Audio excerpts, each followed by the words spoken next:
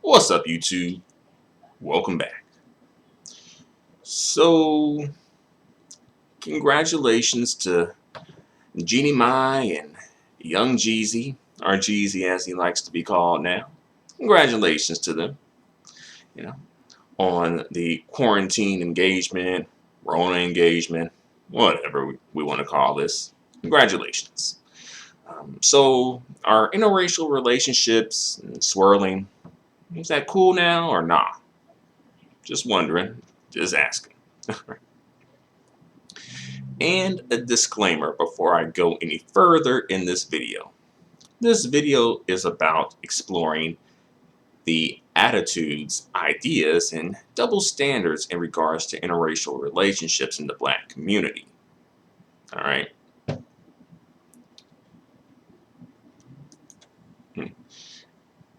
As far as I'm personally concerned, you can date whoever the fuck you want to date, as long as they're of age, you know. I don't really give a fuck like that.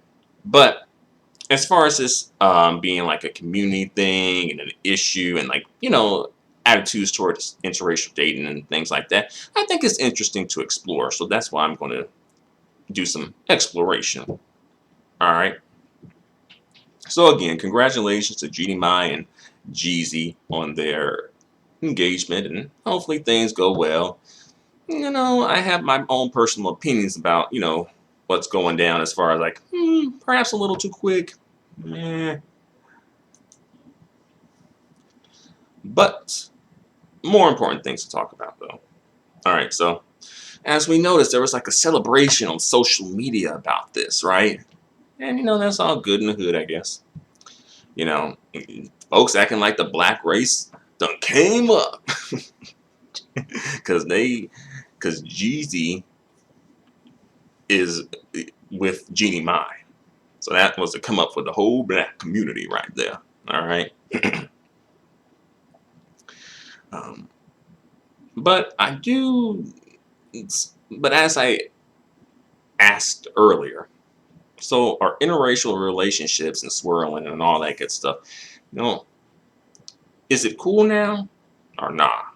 Because wasn't it just like a couple of months ago back in February, Black History Month, when folks was black men and black women were dragging Megan Thee Stallion about being in a couple of photos with the rapper G-Eazy, right, and talking about ruining Black History Month, right? And Megan had to come out and release a statement saying she ain't fucking G-Eazy, right? And before that, back in December, wasn't Jodie Turner Smith, the lady who starred in Queen and Slim, wasn't she getting dragged for um, being married to and pregnant with uh, Pacey's baby from Dawson's Creek? What's the name of that actor? No shade. I forgot his name. I think Joshua Jackson or something like that. Maybe. Something Joshua, I think. Then folks was dragging Tika Sumpter as well. It's just you get what's going on here, right? So it's like, okay. Oh yeah, and also Michelle Williams from Destiny's Child, she was dragged and called a bed wench and talked about, erasing her blackness and all that good shit. Right? But so where's all that energy and angst and concern and this, that, and the motherfucking third when it comes to, say, Jeannie Mai and Jeezy? I mean, it's an interracial relationship, isn't it? And seemingly people who were against these interracial relationships prior to would surely be against this interracial relationship, and perhaps they are. Perhaps there's some mixture and some crossover and things like that, and the same people aren't saying the same exact thing. That does happen, where it's two different camps or multiple camps of people or groups of people, and some people approve, across the board. Some people disapprove across the board, and then some people are kind of like picking and choosing when they approve and disapprove based on other factors, right? You know. But yeah, I don't. Yeah, so as far as the shaming aspect, I tend to not see it so much directed at black men. It's more so directed at black women, and not to say that black men don't get shamed, because I think that does happen. So I won't say that that doesn't happen at all, but I feel like when it comes to black women, it feels like both black men and black women are seemingly on the same page, at least enough of them, right? When it comes to black men who are the swirlers, then it seems to be a divide at that point. And then it seems to be like, well, people's business is their business. Who cares? When it comes to like black men saying why they ain't going against it, they're not dick policing. It's their business. Folks can have their preferences, right? And as I mentioned before, we got to start differentiating between preferences and requirements, right? There's a difference. So, long story short, I think there seemingly is a double standard, right? A bias, right? When it comes to, the black women who are, pursuing interracial relationships versus the black men who are pursuing interracial relationships, right? Are engaging in them, whatever you want to call it.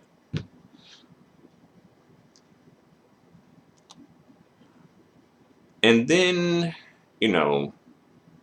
there's another aspect of this that needs to be explored, and that is, black women, when it comes to black men interracially dating. I think sometimes black women tend to roll out the welcome mat when they should not be rolling out the welcome mat when it comes to non-black women dating black men. To keep it real, ain't nobody else gonna tell you it. Ain't nobody else gonna tell you, but I just say, I think sometimes some black women either perhaps are shamed in the rolling out the welcoming mat, they're shamed into rolling out the welcoming mat or the welcome mat, and sometimes they just feel like everything's good in the hood and just roll out the welcome mat, because black folks, in general, black women, as we were speaking, sometimes can have this all-inclusive mentality. And that would be great if that was across the board with everyone and we just lived in the whole world where everyone was just all-inclusive. Or even just certain groups of people. But it seems like it doesn't really, when it comes to black women, I don't think a lot of groups of people are really rolling out the welcome mat for black women like that, right? Especially when it comes to these non-black women. Like when a black woman dates a non-black man, I don't see their group of women really rolling out the welcome mat like that. You know, because some of these black women, be coming through like, they ain't saying it, but in so many words, it seems like they saying it like, oh yeah, Jeannie, my sister, y'all, yeah, Jeannie, my likes the dark meat in the center now. Forget the side. She don't want it on the side no more. She wants it in the center. She wants it as the main course now. Jeannie might want a black king too now. Right? I can relate to Jeannie Ma now. Jeannie Ma, a black queen too. That's what happens when you marry a black king. You become a black queen. And I know black women aren't necessarily going this far, but in so many words, it does kind of subconsciously. I feel like that's low key at play sometimes, though. you know, and the black women are acting like, to an extent, they want a prize, and I think again, it kind of centers back to being some black women being like very black male identified. So for them, a win for the black man you know, a win in this case, is a win for them as well. And that's not necessarily the case all the time. And this is one of those cases, right? But yeah, Jeannie Mai, she did come through a while ago, and she had said some comment about black meat on the side, and white meat keeps her lean and mean, you know, right? And then some folks took offense to it, particularly some black women took offense to it, you know, and personally, I kind of feel like in that situation, I feel like Jeannie Mai was low key trying to push back at Tamar and Lonnie for like low key trying to call her out, shame her, embarrassing her for liking black men or whatever. So in that situation, I could understand her saying like, "Oh yeah, let me just say this to sort of get back at him." Like, yeah, blackness is on the side. All right, that's the side. You know, I can understand it in that sense. But Jeannie Mai has never came out to clarify or rectify this comment, by the way. I don't believe so. And if I'm mistaken, feel free to let me know and provide receipts. And she really doesn't have to, because black men and black women will accept anything from non-black women that's reminiscent of non-black validation for black men specifically. All right. I think black women like to see non-black women with black men sometimes, because it's sort of like gives them some sort of sense of validation, like perhaps the black woman has what these non-black women want, perhaps, or something like that.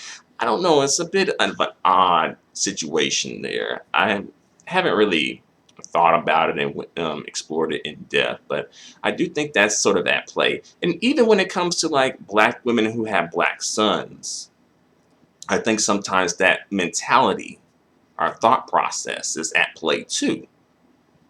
I think that they perhaps some may like to see their black sons with non-black women, because it's some form of validation. It may not be validating the black woman, but it is validating the black man, and black men are considered black people. So in a sense, she gets validation, and she's possibly black male identified as well. So there you go. Um, and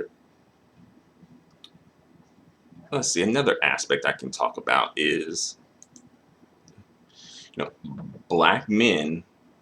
I didn't see black men rolling out the welcome mat for Jeezy. I didn't see that.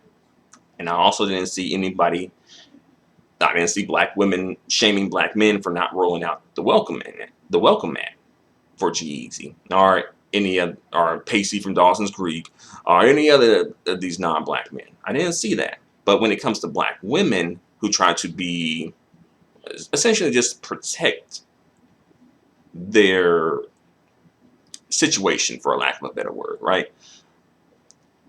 And not want to roll out the welcome mat for these non-black women, then it's a problem. Then we see the shaming and the attacks on black women who don't want to roll out the welcome mat for these women. Why is that? And there's one aspect of black women where it's like black women in some sense can be non-competitive, right? And then on the other aspect, it's like, well, is the black community really setting up black women to be competitive? And what I mean by competitive is, I guess maybe I'm using the wrong word, but perhaps maybe exclusive versus inclusive. Maybe that may be a bit better. But I feel like competition factors into this, just because we're all sort of in competition with each other. And I know that some black women say that they ain't competing and they the prize and this, that, and the third. And I understand where they're coming from and what they're saying. But I do think that there is a bit of a. I don't think it's. That's not the situation outside of themselves. Like everyone else is in competition, right?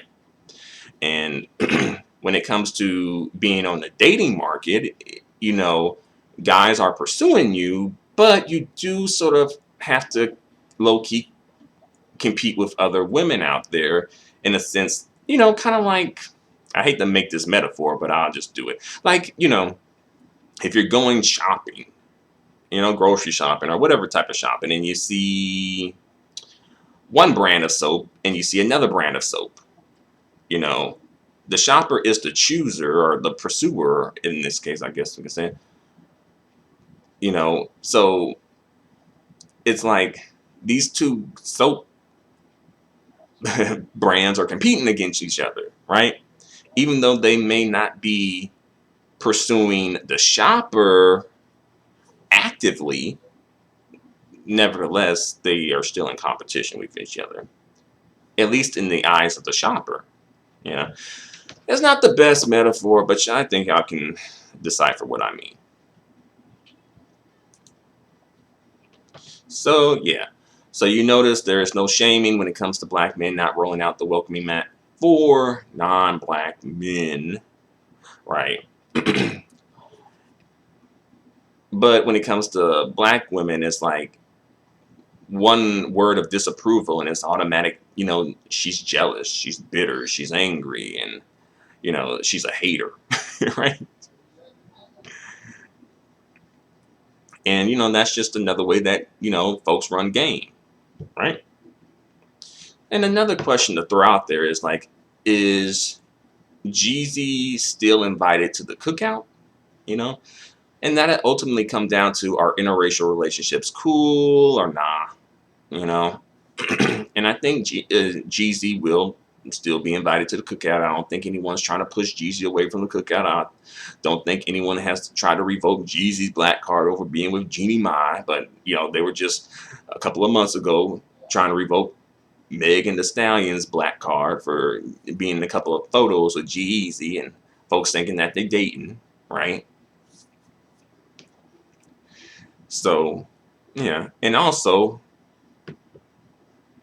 if Jeezy is invited to the cookout still, is Jeannie Mai allowed to come? Probably. Probably. I'm pretty sure she is, When it comes to the black community, they love welcoming in non-black women, and that will ultimately be the, I guess, Achilles heel, or perhaps the Trojan horse that'll end up sort of, you know, sabotaging any sort of, pro-black movement. And honestly, if it is a pro-black movement and that shit's going on, goddamn motherfucker, you need to head for the motherfucking hills. You better get the fuck out of there, because that shit ain't up to no good. That shit ain't no pro-black shit when you got non-black motherfuckers all up in the mix. Especially when black men as the leaders are bringing in non-black people, particularly non-black women. Then for sure, all right, for sure that shit's about to go downhill real quick and about to get infiltrated and hijacked. All right. We've been down this road before. All right. And let's see. Let's say if a black woman was, Jeezy and a black woman got together. Do you think, I say a black female celebrity, like, let's say a Sierra got with Jeezy. Do you think that there would be this congratulatory tone, per se? Because I feel like then to come down to like, oh, kind of like black women and educated lames and not and thugs, right? When it comes to like, oh, black women are choosing thugs, are Pookies and Ray Rays versus the, educated brothers. So, folks are celebrating this like you know, like, oh, Jeannie Mai got a prize, I guess, to an extent. But if Sierra did the same thing, it wouldn't be celebrated like that. Or if a black woman, period, was doing the same thing, it'd be like, oh, she's making a bad decision. Oh, she's going to end up on the baby mama host roll. Oh, she is not going to end well, and she fucked up and made a bad choice, basically, right? There's something else to point out. That's something interesting to point out too when it comes to the whole educated lanes versus the Pookies and Ray Rays argument, that sort of a thing, right?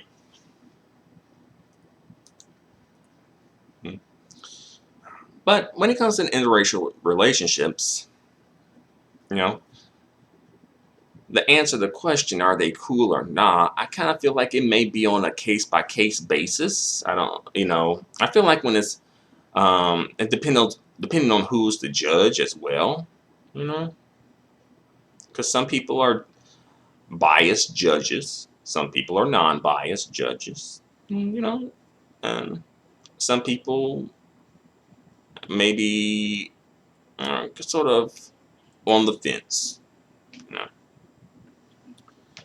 But I think I've mentioned all I have to mention for the time being.